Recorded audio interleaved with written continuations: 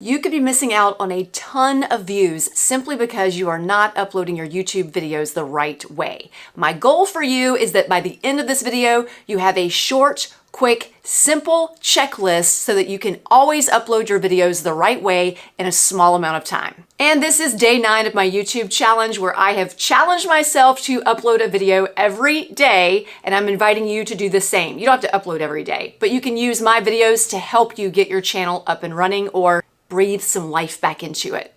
Step 1 on our uploading checklist is something most creators don't do, even though it can get them a lot more views because most creators don't know about this. But the catch is you have to do this before you add your video to your channel, because once it is uploaded, you cannot change this. Let me show you what I mean by using an old video of mine as an example. You see right over here where it says file name? That right there, 3 steps, does not help the algorithm know what my video is about. It also does not help Google know what this video is about, because if you are more strategic with your file name, you are more likely to show up in search, not only on YouTube, but also on Google. But I can't change this. It's too late. It's already been done. Now, you don't need to necessarily use the exact title of the video for this file name, but you can.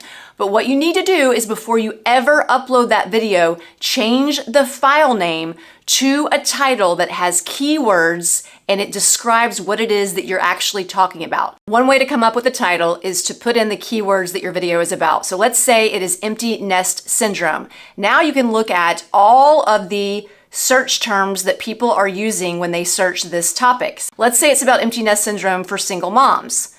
Then I want to look for videos that did well. Here's one with 2,000 views, and when we look at it, she only has 302 subscribers. So that video did really well for her, and the title was How to Prepare for an Empty Nest as a Single Parent. Hello. So prepare for an empty nest and single parent, those are all keywords that tells the algorithm exactly what this video is about. You could actually use that title for the title of your video, but definitely you could use this for the file name of your video.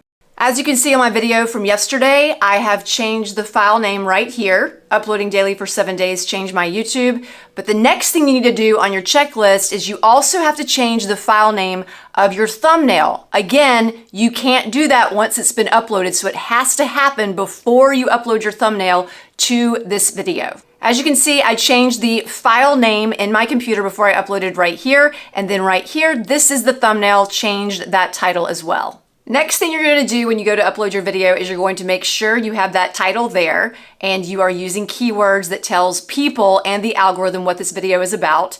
Then you're going to write a 2 to 3 sentence description. It does not need to be long. Usually I take a different version of the title and make that my first sentence, and then I simply break down what this video is about using keywords, but not packing it so much that it doesn't sound conversational. If you are running a business, you do want to offer some of your freebies and some of your paid offers, as well as any affiliate links. And an easy way to do this so you're not having to retype it every single time is simply go to settings in your account, go to upload defaults, and now you can write out that description so that this automatically appears every time you go to upload a video. Next thing you need to make sure you are doing is using playlists. So right here, I have checked off my YouTube challenge as the playlist because the algorithm likes this and people like it too. It's going to get people watching more and more of your videos when you start to utilize playlists. Then you also can set this in your default settings. I have it so that it automatically tells the algorithm every single time I upload that no, this video is not for kids. Because if you put it is made for kids, it's only going to send it to kids. Then you want to hit show more. And you want to go down here and say, no, I've not altered any content unless you have used AI and changed people's appearances and things like that. I always have allow automatic chapters on and key moments because that's going to help me with search. I also have automatic places, concepts, and then down here, this is where you can add your tags that again tells the algorithm what this video is all about. You should use as many of the 500 characters as you can. The 400 range is good. I clearly only went with 225 in this one, but you can't go over 500. After that, I make sure that I allow embedding, Again, this is automatically defaulted to this. Allow video and audio remixing. And then this is important. You want the category selected on this video. This is a how-to video, so I have selected how-to. If you have an entertainment channel, make sure that it's selected to entertainment or an education. But if it's a tutorial, you want it to be how-to, because that's going to tell the algorithm what type of video this is. I have comments on. Obviously, you want engagement. If you're monetized, you want to select on and then done. Then if your video is over 8 minutes, then you want to go into review placement, and you can add breaks within the video and even determine when they are going to appear. This allows you to make more money off of that video when you add breaks. And then if you add it yourself, then you can determine where those breaks will be versus YouTube doing it, and then you risk it being in an awkward place.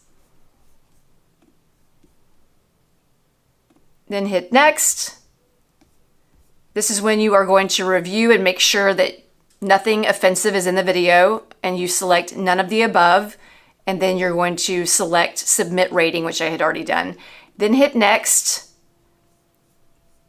I don't do anything here except I do add an end screen, and I always add the option of video and the subscribe. You only want one video. If you give people too many options, they're less likely to click on anything, and we want them to watch another one of your videos.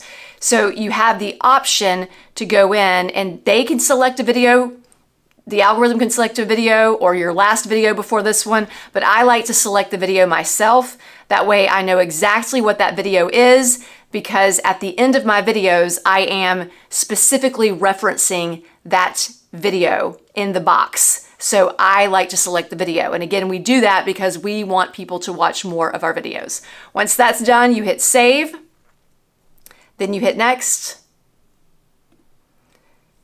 And right here, this is important. You don't ever want to hit unlisted, because it can actually tell the algorithm that the video is not doing well and it will send it to fewer people. You also don't want to hit public, because we want to make sure we get to see it before it goes out to the public. So you're either going to hit private, or you're going to schedule this video to go out at a specific time. Right now, I've got it to private. That way I can check it, make sure everything is how I want it to be, that it's in the high definition version when it's up there, and then I will publish it to public. One last thing that will help you with your views is when you go to post your video, post a call to action in your comments and pin it to the top. This can be a call to action to a link to another video or to an offer that you have, or it can simply be you asking a question so that they are more likely to comment. All you have to do is, once you write out your comment, you hit the 3 dots on the side, pin, and now that comment is at the very top.